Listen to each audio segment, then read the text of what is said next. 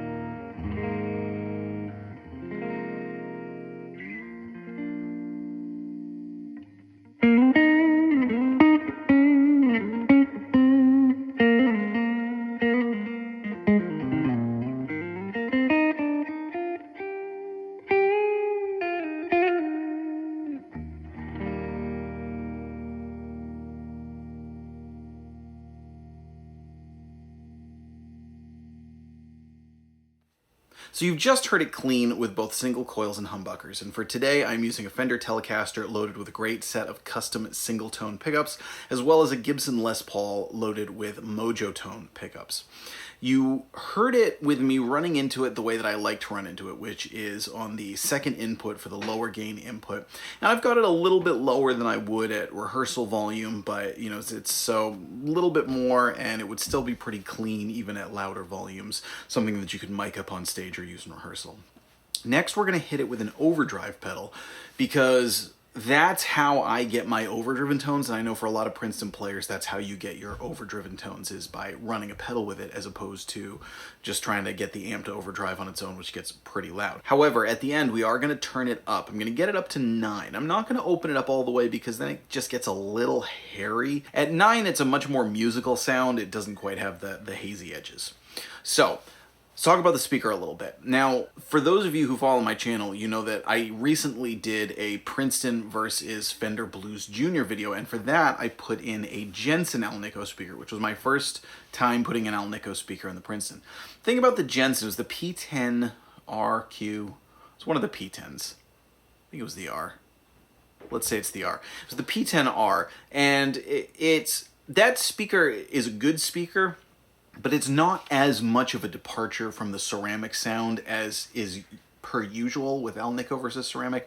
The Jensen P10 is still really, really bright. It's a fine speaker. I'm not knocking it as a speaker, but it's really bright and much more edgy than your typical Alnico speaker.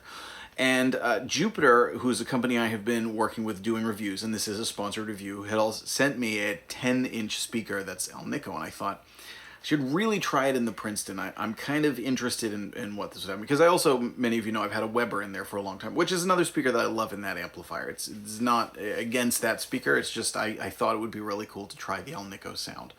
So I put the Alnico in. Now this one is it's 8 ohms, obviously it's a 10-inch speaker. It is rated at 15 watts, and the amplifier is 15 watts. So you're gonna get much more of the speaker breakup than you would with a higher watt speaker going in there. Also, keep in mind that the modern Princetons are 12 watts as opposed to 15.